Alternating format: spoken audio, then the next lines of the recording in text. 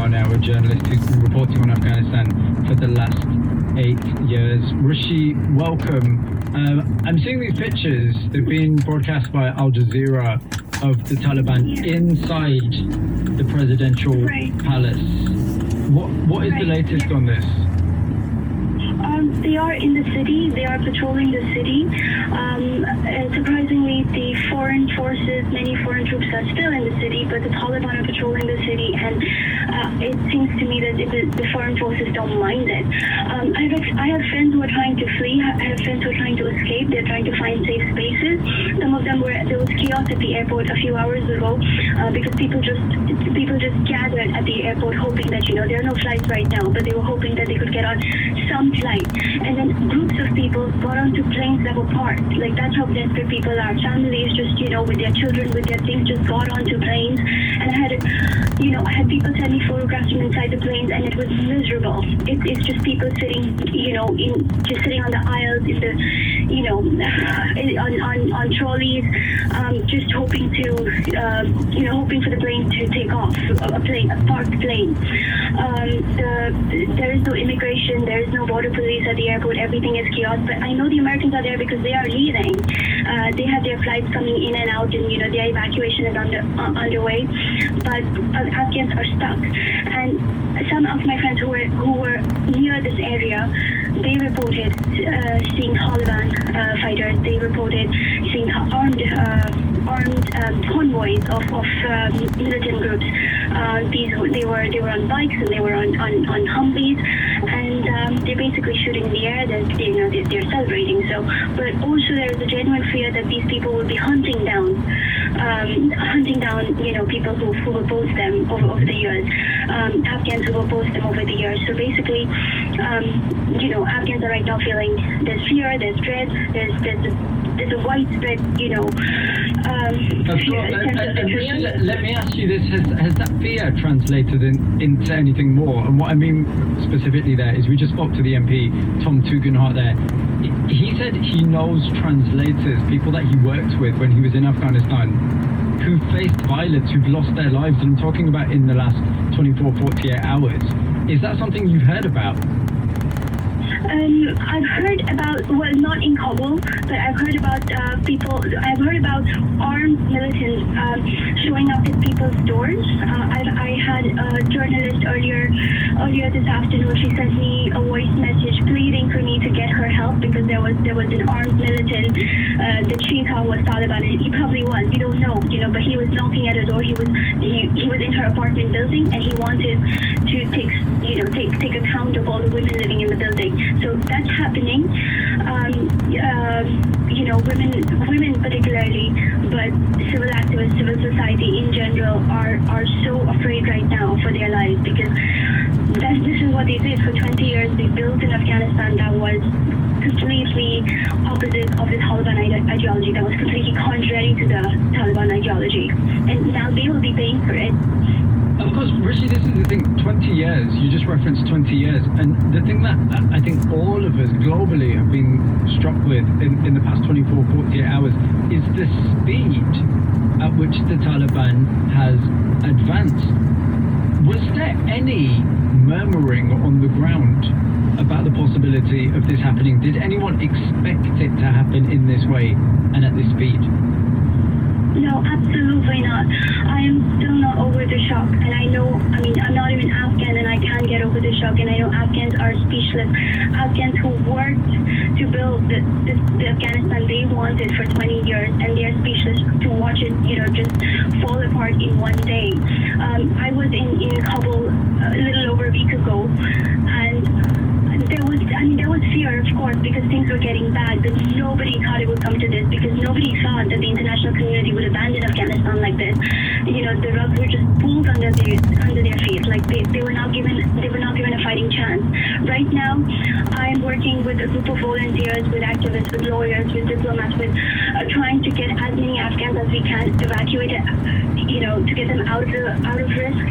People who are in high risk, to get them out of the country, and the number of the requests that we're getting is astounding. Like, we're unable to deal with this because nobody saw this coming. If we had, we would have prepared for it, right? Like, we would have, if we had a little bit more time, if he had more than 48 hours to get people out, get the most vulnerable people out, we would have done that. But we did not. Nobody thought, this is, that the international community would just abandon Afghanistan, that they would just betray a whole country, that they helped build for 20 years, but they empowered them for 20 years, and then they said, goodbye. Rishi, I just want to hone in on your experience there of trying to help with evacuations. You said there's so many people who are getting in touch with you. What is the ratio like, and how many people do you think you're going to be able to get out? I'm just one volunteer. I know there are hundreds others like me who are working, through all the channels they can. I know there are journalist organizations who are working. I know there are human rights organizations who are working, and we're all getting, a number of requests. I haven't slept in 48 hours. I have been up for most of 48 hours, just receiving requests, filling out forms, writing emails, writing request letters, reaching out to countries, reaching out to lawyers, reaching out to activists in other countries to see who can take these people, and there's still a lot many more. I don't have a ratio because I know I'm just one person, and I'm getting so many. So I can imagine all the others who are working, and I know so many of them I can see them, I'm watching them, I'm coordinating with them. They're all receiving requests from all corners of the country of wanting to leave because their lives are at threat, because they've received threats like in the last 24 hours. Like, they've got text messages, people telling them, Taliban telling them, we know what you did, we are here, just wait. They've got messages like, don't worry, just wait, we're gonna take care of you soon. They're getting messages like that. I mean, and we don't know what to do. This is the thing, Rishi, that there has been this suggestion in the past 24 hours. The Taliban has made various statements that people should not be fearful. There's been this reference to the idea that there will be no revenge. That's what they've said. And that women will be allowed to work, they'll be allowed to have an education. Do the Afghan population and the people the people you're speaking to, have any faith in that idea? Or is it just a given that this is the same brutal Taliban that we know has no understanding and no respect for basic fundamental human rights? Absolutely no one believes them, because historically they have lied. No one believes them because while they were telling their fighters to not enter Kabul, there were Taliban fighters in the city harassing women and harassing people. While they were telling that they will forgive people, their Taliban fighters are sending out text messages to civil activists telling them they will punish them. While they were telling us that they will govern and women can go to school, in Herat, women professors were sent back home. They were not allowed to teach. Students were not allowed into the university. So all that is happening. I'm sure the Taliban leaders have become really good at one thing, is diplomacy, is to convince the world that they've changed. So, yeah, the PR, absolutely. So they will put out statements talking about women's rights and how they care about women's education. But on the ground, their fighters don't care what the leaders say, because the fighters have power now, and they want to rule the way they want to rule. In fact, the Taliban from one part of the country to the other part, they don't even agree with each other. Of course, it's a collection of groups, as we know. Rishi, just very briefly, are you feeling safe? I'm out of Kabul, so I am safe, but I'm really, I feel I'm under pressure because my friends are not safe. I've been there for 8 years. These are not just my friends; they're my family. They're my people. They're my tribe. And right now I'm watching them be miserable and I can't do anything about it. And I get text messages, I'm on phone calls with them, and and when they say that, oh, we could be killed any minute, that's not an exaggeration. I know it, and there's no way to comfort them other than try and get them out, which we can't right now because there are no flights. There's no exit from Afghanistan right now. So I'm safe, but I don't know if this feeling is I can call it safe. When people I know, people I care about are not safe. Of course, Rishi, we really appreciate you speaking to us at a time like this. I can only imagine how worrying it is. Thank you. That was Rishi Kumar, the journalist who has been working in Afghanistan for 8 years. I just want to read you some text. This is from Peter. We should never have withdrawn our troops. Gangsters now will rule, and there will be mass homelessness and people fleeing and seeking immigration. We let the Syrians down, and we've done the same again.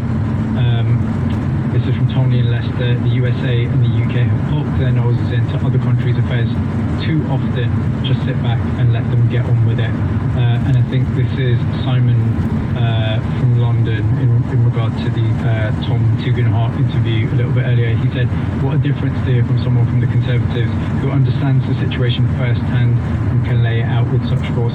Such a quietly damning indictment of Western short-termism. Do get in touch with me. 85058 is the number to text.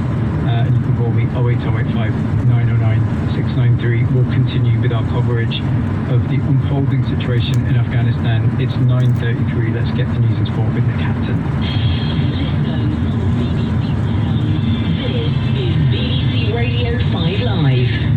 The Afghan President Ashraf Ghani has been explaining his decision to flee the country, writing on Facebook that he'd done so to prevent a flood of bloodshed and because the Taliban have won. Mr. Ghani left after the militants reached the capital Kabul, having taken control of the rest of the country. Negotiations over how to transfer power are underway. The Taliban says freedoms people have enjoyed in the two decades they've been out of power, such as female access to education, will be protected. Meanwhile, Parliament is being recalled from its summer recess to discuss the crisis on Wednesday. Boris Johnson chaired a meeting of the Emergency Cobra Committee this afternoon. He said the West had to make sure that Afghanistan did not become a breeding ground for terror, as it was prior to the Western invasion of the country in 2001. About 600 British troops have been sent to Afghanistan to help the departure of British nationals, as well as Afghan staff and interpreters. And in other news, the victims of the UK's worst mass shooting in a decade have been remembered at church services across Devon. Jake Davison fatally shot 5 people in the Keam area of Plymouth on Thursday. A special prayer written by the Bishop of Exeter talked of neighbours rebuilding their lives in friendship, trust and hope. In sport, despite not having Harry Kane in their squad, Spurs stunned champions Manchester City with a 1-0 win at the Tottenham Hotspur Stadium. Son Heung-min with the second half winner. Kane, of course, has been linked with a big money move to Manchester City, but the England captain was not part of the matchday squad, adding to the speculation about his future. So when did the Spurs manager Nuno Espirito Santo decide that Kane wouldn't be involved? It was made yesterday, the day that we prepared the match, and we had to make decisions. That our work. Harry does, he worked today, and we're getting ready to help the team. Elsewhere in the Premier League today, West Ham twice came from behind to beat Newcastle 4-2. Celtic are through to the quarter-finals of the Scottish League Cup. They beat Hearts 3-2. They'll face Championship side Raith Rovers, who stunned Aberdeen 2-1. Holders St Johnstone, they needed penalties to beat Arbroath, but will now face Dundee. Hibernian's 2-0 win over Kilmarnock sees them travel to Dundee United. Rangers will face Livingston. Barcelona, meanwhile, they began life after Lionel Messi with a 4-2 win over Real Sociedad. And the Bayern Munich and Germany legend Gerd Müller has died at the age of 75. He scored 68 goals in 62 appearances for West Germany, including the winning goal in the 1974 World Cup final. Now in cricket, the second test is set for a grandstand finale after England made late inroads into the India batting on day 4 at Lords. England took 3 wickets for 20 runs to leave India on 181 for 6. That's 154 ahead, with all 4 results possible on the final day. Spinner Moeen Ali removing Ajinkya Rahane and Ravindra Jadeja major in his first test since February. It was also his first on home soil since the 2019 Ashes. I've done it previously, obviously not from the 100, but I've done it from T20 cricket in the Blast and previously. I feel like no matter what the colour the ball is, as long as it's coming out nicely or you're batting well and you're confident, then it's okay. And that's what you need in Test cricket. I think you need your confidence more than anything. To the 100 now. Let's get the latest from Trent Bridge in what's a must-win game for the Rockets against Manchester Originals.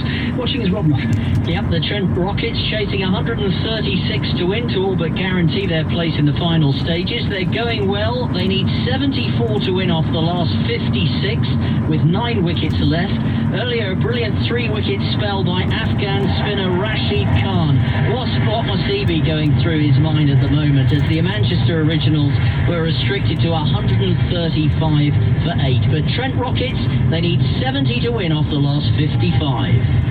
Thank you, Rob. Commentary continues over on 5 Live Sports Extra. Rockets will meanwhile out after a 9-wicket defeat to the Originals.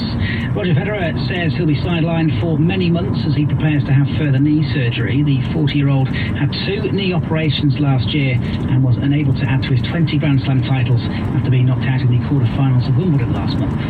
I am realistic, don't get me wrong. I know how difficult it is at this age right now to do another surgery and try it, but look, I want to be healthy and I'll go through the rehab process, I think also with a goal while I'm still active, which I think is going to help me during this long period of time. In Super League, after sacking head coach Chris Chester in the week, Wakefield beat Warrington 28-22. And Mercedes EQ's Nick de Vries won the Formula E's Drivers' Championship after 3 other contenders crashed out in the early stages of the final race. Mercedes EQ also won the team's title. That's the latest from BBC Sports. BBC 5 Live. The voice of sports. This is the future of cricket. 100 balls in total. Every ball counts. The world's best players. Cricket like you've never seen before. Hitting the ball in the air. This should be another one. Fielders underneath it. The 100th final day. Who will be crowned the champions of cricket's newest competition? This is our game. Saturday from 2:45 on BBC 5 Live and 5 Live Sports Extra. The voice of the UK. This is 5 Live. Mobeen Azhar. Listen live on digital, online, smart speaker, or the BBC Sounds app. We are talking about unfolding events in Afghanistan. Quite astounding pictures on Al Jazeera at the moment. You see members of the Taliban inside the presidential palace. Of course, we've heard this evening and through the day that Ashraf Ghani, the president of Afghanistan, has left the country along with his wife, along with some aides. The presidential palace has now been taken over, and these images you see members of the Taliban looking like caricatures of warlords, so guns in hand, sitting around the table, looking in any kind of conceivable way, looking or trying to look presidential. I think, you know, they're sitting in that seat just staring down at the camera. If there was ever a signal that the Taliban are increasingly close to power in Afghanistan, then this is it. I want to speak to Wahid Arian, who is an NHS doctor. He works in A&E and he's the author of In the Wars, which documents his journey coming to England from Afghanistan as a refugee. He's also the founder of the charity Teleheal that supports doctors around the world. Wahid, welcome. How are you feeling right now listening to events unfold? Well, I'm currently working in A&E. I've just taken a short break to speak with you. Over the past few days, this humanitarian disaster has been unfolding so rapidly that everybody is in shock. Myself, my family members who are in Kabul, Afghanistan, we are dismayed. People feel abandoned, and everybody doesn't know. People don't know what to make of it, what's going to happen. So because I'm a humanitarian, so I'll talk about the impact on the humans now, but the messages that I'm receiving from my family members, from the hospitals which we are connected to. So already, in the course of this few days, thousands of people have been dead and injured. Luckily, there's not been a lot of bloodshed in many big cities, but tens of thousands of people have been displaced internally in various parts of Kabul who don't have access to food, to water, to basic living necessities, and they're running out of food. This is something that we're forgetting now. The more we discuss politics, but we need to focus also on the humanitarian side. I'll give you one example is that one newborn baby was lost because mother couldn't produce milk, and that absolutely broke me into tears. That came from a family member telling me that story, and I've seen the images coming from my own family members sending me on WhatsApp, and also from hospitals, the various injuries that I see. They're absolutely heartbreaking. I personally am suffering some signs of flashbacks. I came to the UK with PTSD, so those symptoms are coming back to me a bit as well, with on a state of high alertness, nightmares. But my heart goes out to tens of thousands of people who are suffering, to millions of people who are suffering, and tens of thousands who are displaced. So urgent humanitarian need to be given to these people. Whilst the troop withdrawal does happen, there has to be international observership of the peace process. We can't just abandon Afghanistan like this. So we have to oversee that peace process. Nobody knows what the future holds, but we can still play a role in that as peacekeepers. But more importantly, the aid needs to go. That the UK government, along with so many other countries, they need to come together, form a coalition to start supporting these people who are displaced or running out of food. And so many people who will be fleeing to Pakistan, to Iran, to neighboring countries. Those countries need to be more supportive. They already are, but they need to open their borders. And at some point, we will be seeing those flocks of refugees coming on our shores, whether through channels, through any way. Then that's when we need to start showing them more compassion. We need to give them safety. Well, there's a lot to unpack there, and I know overwhelmingly you're coming at this as a humanitarian, from a humanitarian perspective. I do want to get you to engage with the politics for a second. I want to read this text to you. This is from Andrew in Doncaster. We've had a few texts like this today. I want to read this to you. My intention is not, I have to say, Wahid, I know you're at work. My intention is not to upset you with this. I just want you to engage with this. So Andrew says, the gun always wins in the end. Only the Afghans can dictate their future, not us, not the USA. Our soldiers maintain the temporary control. We could not stay forever. Over to the Afghans, I'm afraid. That's Andrew in Doncaster. When you hear that, how do you want to respond? Because there is the school of thought that the troops couldn't have stayed. They'd been there for 20 years. Is it about the troops withdrawing, or is it about the manner of withdrawal? I actually agree with that statement that ultimately, after the Afghans, it has to be intra-Afghan peace process. Only Afghans can sort this out amongst themselves. But the fact is that the UK, NATO, and the US went in. They went in, they created this government, they created this transformation, and they so abruptly withdraw everything that everything is crumbling now in front of our eyes. So I don't want to go into the politics of the impact of that and everything else, but I'll highlight that if we don't oversee the peace process now, if we just completely leave it up to the Afghans to sort out, it is repeating the history. The same time when Mujahideen went in 1992, they were left on their own by the US and by the West. That's when I was in Afghanistan. In 1992, the same day when they came in, it was a street-by-street fight, because of which we had to flee and hide in pillars from the daily rockets, the bombs and the shelling. We had to overstep dead bodies. There were children lying everywhere, and for 4 years, that was our destiny. And then the Taliban took over again. Lack of education, lack of healthcare resources, everything. The country was absolutely turned into rubble and into a place where terrorism was brewing from that civil war. So we don't want to go into that, because that will burn the region, that will burn the entire world. You can imagine. So hence, we need to look at it from a now immediate perspective to provide aid, provide compassion to the refugees. The government needs to scrap the anti-refugee bill. When we receive these refugees, we need to look at them. We need to remember these images that we see now. So many people in the community